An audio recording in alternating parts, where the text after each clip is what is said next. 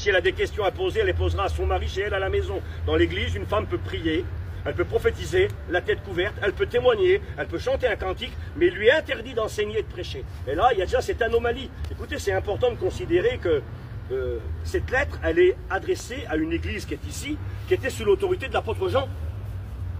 On n'est pas ici 800 ans après Jésus-Christ, on est en l'an 95, c'est-à-dire 65 ans après la mort et la résurrection du Christ.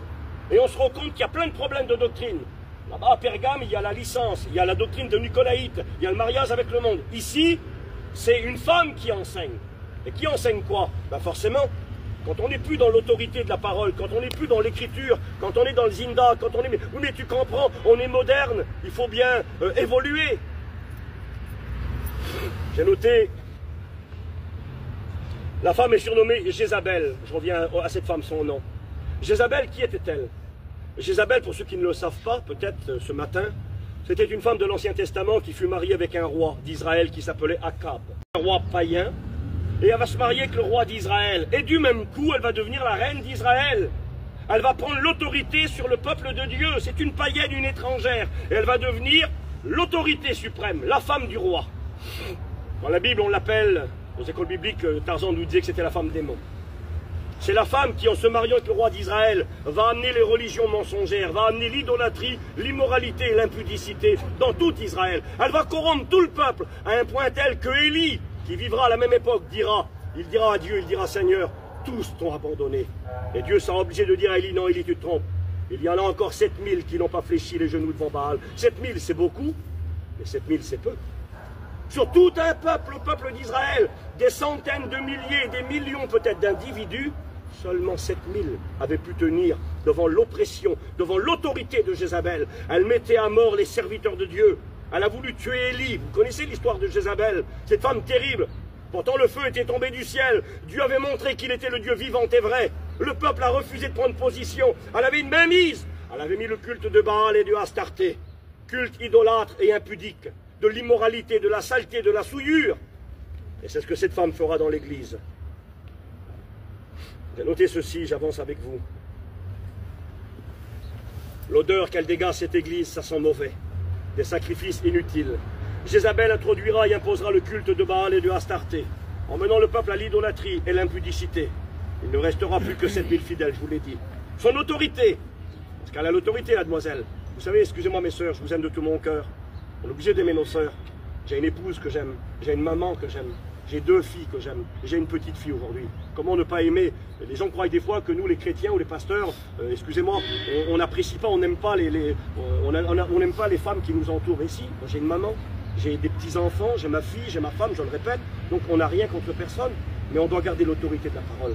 On ne doit pas marcher par le moderne. Aujourd'hui, dans le monde moderne, eh bien, les femmes occupent des fonctions et des postes qui ne sont pas normales, qui n'étaient pas, c'était pas logique, ni même impensable il y a 10, 15, 20 ans en arrière, et aujourd'hui ça devient normal. La femme devient un homme, elle prend la place de l'homme. Chez nous, chacun a sa place. C'est marqué son autorité, telle qu'Élie demandera, et sera-t-elle telle qu'elle demandera la mort. J'ai marqué cette Jézabel de Thyatire, prophétesse. Pourquoi prophétesse? Ça n'existe pas le ministère de prophétesse. M'excuse mes soeurs, ça n'existe pas. Une femme peut prophétiser. C'est marqué, vous lirez dans les Actes des Apôtres, qu'il y avait un homme qui s'appelait Philippe, l'évangéliste. Il est marqué qu'il avait 4 filles qui prophétisaient. C'est pas écrit qu'il avait 4 filles prophétesses, non. 4 filles qui prophétisaient. Par contre, c'est écrit, un prophète nommé Agabus arriva de Jérusalem. Là, c'est le ministère qui arrive. Et c'est terrible, il y en a un ancien de chez nous, Rocky, disait, les 4 filles de Philippe, elles n'ont rien vu, les prophètes, celles qui prophétisaient. Mais le prophète, le ministère, lui, il a vu. Il a dit, cet homme qui appartient à cette ceinture sera amené à Jérusalem et il sera lié et il connaîtra de la souffrance. Il a parlé, il a le ministère prophétique. Les jeunes filles, elles avaient le don de prophétie. Oui, on peut avoir le don de prophétie, ça ne nous fait pas de nous un ministère. Les 5 ministères dans la Bible, c'est les hommes qui les exercent. Et là, cette femme, eh bien, elle veut un ministère, elle veut faire comme les temples païens. Dans les temples païens, partout autour, il y avait des prophétesses. On voulait faire comme le monde. Aujourd'hui, dans l'église, l'esprit du monde est entré. Il y a des églises dites évangéliques, c'est les femmes qui dirigent, c'est les femmes pasteurs, c'est elles qui gouvernent. Et malheureusement, on s'est aperçu que dans ces églises-là, la porte a été ouverte à la désobéissance. Ce sont les femmes pasteurs qui, les premières, ont accepté que le divorce soit monnaie courante. D'ailleurs, beaucoup de femmes pasteurs sont des femmes divorcées et remariées.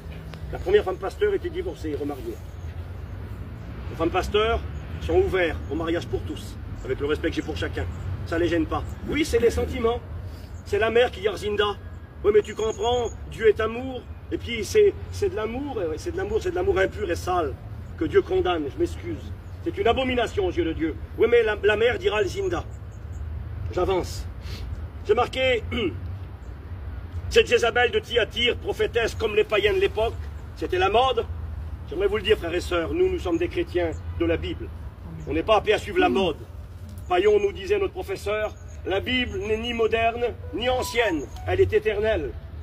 Il n'y a pas de mode dans la Bible. La vérité d'hier, il y a 2000 ans, c'est la même vérité pour nous aujourd'hui. Nous gardons la parole et on ne veut pas y bouger. J'ai marqué, elle emmènera l'Église au compromis et à l'acceptation de l'idolâtrie et ouvrira la porte à l'impudicité. Son enseignement, des nouveautés. On vit dans ce temps où on voudrait des nouvelles choses. Alors, je ne sais pas si c'est bien ce que je vais dire ce matin. On aime bien quand un pasteur prêche et qu'il nous apprend des nouvelles choses. Ben, moi, j'aime bien, je suis intéressé, je suis un lecteur de la Bible. Et puis des fois, quand mes copains prêchent, là, j'écoute, Seigneur, c'est beau, j'avais jamais vu ça. On ne connaît pas tout, on apprend, ça m'intéresse. Mais il faut que ça reste dans le cadre biblique. Mais attention quand on aime trop la nouveauté. Méfiez-vous quand on dira d'une réunion, j'ai été à la réunion, j'ai jamais écouté ça. Nos anciens disaient, on a tout écouté. Ça fait 70 ans que l'évangile est prêché dans notre mission. On a eu des grands professeurs, il y en a encore des grands hommes de Dieu. On a tout écouté. Alors si on peut écouter quelques petites pensées nouvelles, hein, on ne savait pas que le tola c'était le verre, ça ne changera pas votre vie ça. Mais vous saviez que Jésus, le Fils de Dieu, qu'il est mort sur la croix de Golgotha pour vos péchés et qu'il est le sauveur du monde. Amen. Vous avez tout compris. Des petits détails peut-être, mais dans les grandes lignes, on n'a pas besoin de nouveautés. Dans cette église, il y a la nouveauté. Enseignement nouveau. J'ai marqué, des traditions vont être mises en place et vont devenir l'autorité et surpasser la parole. Cette femme représente l'église catholique dans ses enseignements nouveaux qui ont été mis en place à partir du IVe siècle. Quels étaient du 7e siècle? Quels étaient ces enseignements nouveaux? J'ai marqué la tradition catholique. Sacrifice sans fin, ça veut dire Thyatire.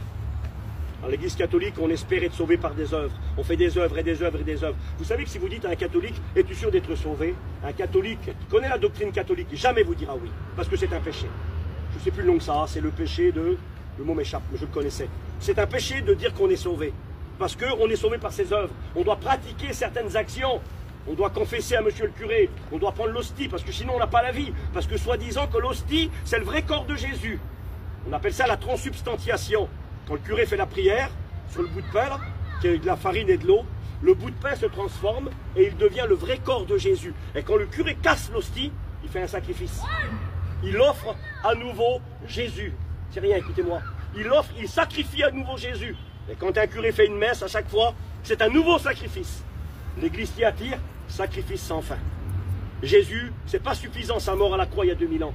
Pourtant la Bible déclare que Jésus est mort une fois pour toutes. Amen. Plus besoin de le sacrifier. On n'a plus besoin. Et puis le bout de pain que tu manges à la Sainte Seine, ce n'est pas le corps de Jésus. Jésus a dit, faites ceci en mémoire de moi.